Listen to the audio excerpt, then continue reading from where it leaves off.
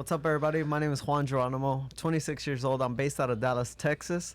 And, just like Paul says, I was working 9 to 5, just like anyone else. I started out in the oil fields of West Texas.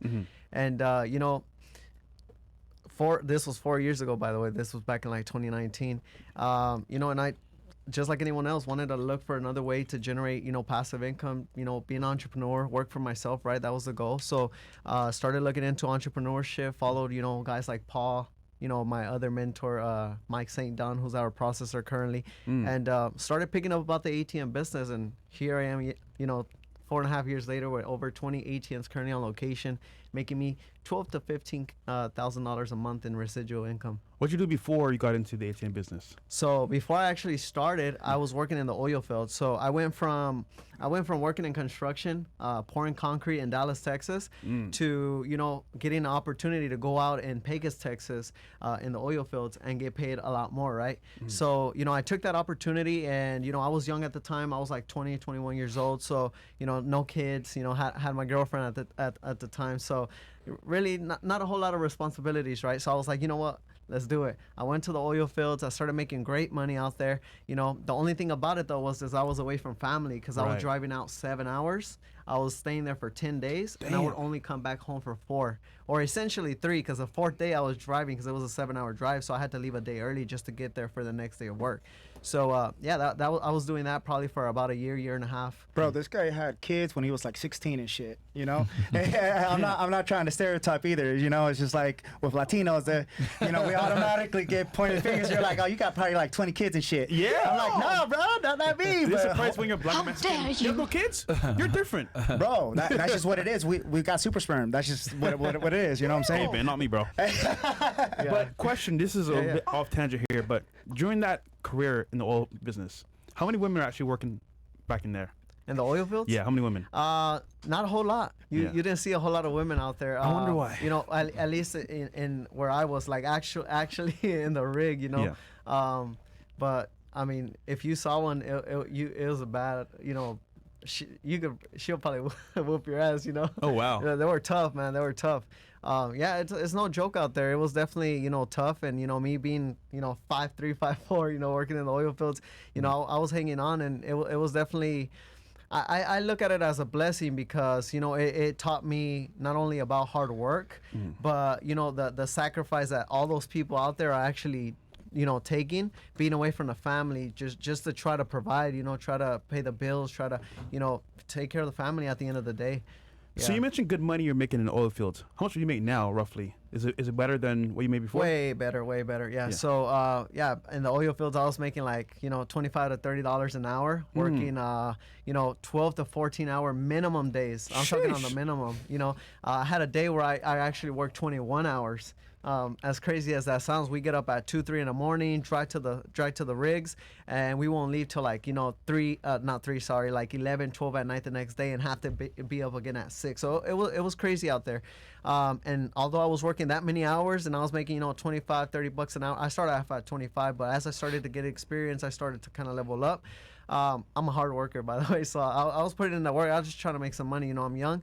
So, I leveled up to like $30 an hour, and, making, a decent check, but nothing compared to what I'm making, of course, now. You were making probably like 6 figures a year, right? Correct. At that point, yeah. Close, and oil field work, guys, is very difficult. I lived in South Texas for a very long time. I was down in Laredo, and it's not easy, guys. It's very difficult. Were you guys like in seasons, or like where it would be like very busy versus not busy? Because I remember when I was down there, like we had a couple oil field areas, and like they'd be like in season, but I don't know if for you guys it was always busy. Yeah, it was always busy for at least the time that I was there. Okay.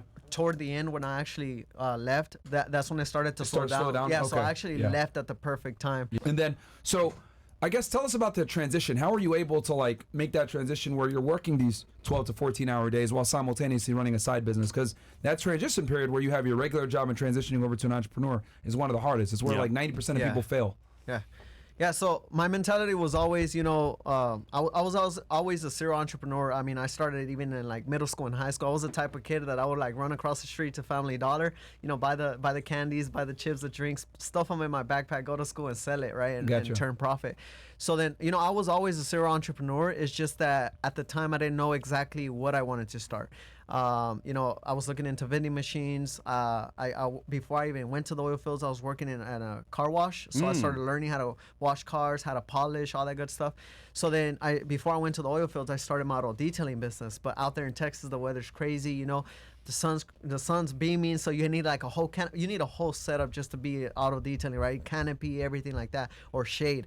And then to top it off, it could be sunny in the morning or start raining later in the afternoon. So that alone just messes everything up. So once I realized that it was pretty slow as an auto detailer, that's when I went to the oil fields, and I always had the mindset. So even the days that I wasn't working, when I would come back home for 3 days, I would look into different businesses, vending machines, something. I actually started looking into gumball machines, something small, right? Because I was, even though I was a serial entrepreneur, I was always like afraid to invest, because I was like, what if I lose my money? What if, I invest into a mentorship or an ATM and, it doesn't work out, right? Yeah. So that was limited beliefs, right? I'm, Mexican parents. I kept looking into the different businesses, and vending machine turned into ATMs. And, after so much research, I was like, I think I'm ready. This was early 2020 when I was like, you know what, I'm going to go ahead and get started.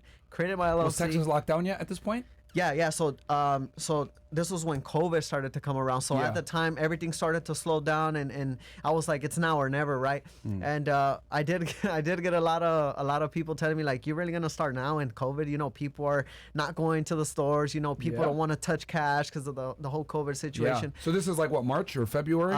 So this was January, early January. Work started to slow down at the time. Okay. And we didn't know exactly what was going on, but I mean, the work was just slowing down dramatically. When did Texas shut? Because I remember vividly here in Miami, Florida, we shut down in March. Like everything shut down like right around March 6th. When did you guys shut down in Texas? Texas shut down around March and April. Okay, but y'all knew in January. But in January, I mean, jobs started to slow down, and you would tell like, we were like, why are our hours getting cut? Why isn't there not like a whole lot of work? So you saw it coming. Yeah, so I was like, something weird's happening. I didn't predict COVID, but it was something that was like, you know what? They're not letting us work so many hours. Let me just take this opportunity to finally make that move, And that's when I started my LLC. Started, with my first ATM, and I started all by myself. Looked it up on YouTube. Did all the free 99 research on YouTube, and started my company in January of 2020. How much did it cost you to like get that first ATM and get everything running up, pocket wise? All in, I was probably in about $5,000 to $6,000 starting solo, all by yourself, right? No mentorship, no courses, nothing like that. Literally just got your own ATM. You didn't go through nothing. You just did it yourself. At the time, I didn't, right? So at the time, I started all by myself. Again, I was like afraid to invest, right? I didn't want to throw money into mentorships and things like that. I was just like, scared to invest. So I started all by myself. And, it started off really well for me. Where'd you put the ATM? I installed it at a cash-only cell phone repair store. So, like, they repair your phones and things like that. Nice. Ooh, but cash only. Cash only. Did you put it? That was the key. Yeah. Where'd you put it? In Dallas, Plano, Fort Worth? It was Fort Worth. You put it in Fort Worth? Fort Worth, okay. Yeah. So it was about a 30-40 minute drive for me. And, this was back in January 2020. I started. February, I installed the first ATM. And before everything shut down. Yeah, right before. So the only reason I was able to get it up so quick, and I'm about to draw some free game for you guys, I just started posting on Facebook. And this was before I was even a company. So I was ambitious too. I was already posting, I was already prospecting locations, and that's how I was able to find my first location in literally like a month, right? So that came very easy. But then as I started, as time started to move on, it started to become slow because of COVID, right? And then, I was not a sales savvy type of person, so the only reason I landed that location was because he was cash only. He needed an ATM, right? But any other business that I was walking into, it was just rejections after rejections. No. So then why would they say no to having an ATM? So it's because honestly at the time I wasn't sales savvy. I didn't know how to approach business owners and talk to them. I was just a Mexican kid just trying to. You were new to it. Yeah, I was new to business entrepreneurship, right? So I didn't know how to sell. I didn't know how to walk and have conversations. I'll tell you what, that was a blessing. You know why? Cash only ATMs. Whenever I go to business that's cash only, you need to use the ATM no matter what. So let's say, for example, who else wants cash anymore? Nobody does. So you walk in there, you have your credit card. Oh, it's cash only. Guess what I'm gonna do? Use the ATM. Yep. So it's gonna force you to use it no matter what. That's smart. Yeah. Oh, yeah. Yeah, that was a needle mover for that business owner at the time, and that's how I landed my first location. But after I started running into, more businesses and COVID started to come around, they stopped taking cash, and that became a problem. So then it was a matter of going in there, selling your business, selling the offer, having a great offer, first of all, right? And ultimately getting the merchant to be like, you know what, let's give it a shot. But at the time, I wasn't sales savvy. I didn't know how to speak to business owners. I didn't know how to, I would stutter, turn bright red, and it only made it harder for me. Yeah. So then that's when I was like, you know what, I have to start looking into mentorships. And then that's when, Paul came into play, and I reached out to him, and I was like, hey, I started off strong, but I'm a year into the business. I only got like 2 or 3 ATMs. I want to be able to scale to 20 to 30, just like him at the time. And that's when he took me up under his wing. I invested into ATM together. Started off as a mentee, and here I am 4.5 years later. We're over 20 ATMs generating me. Paul. So when you went to Paul for help, you had 3 ATMs going. How much were those generating for you roughly? Roughly each ATM roughly about $150 to $200 a month. Okay, so you're making like $800 a month off the 3 ATMs that you had before, and then once you got with Paul, you scaled it up to, you said $12,000 to $15,000 a month. Correct, with over 20 ATMs.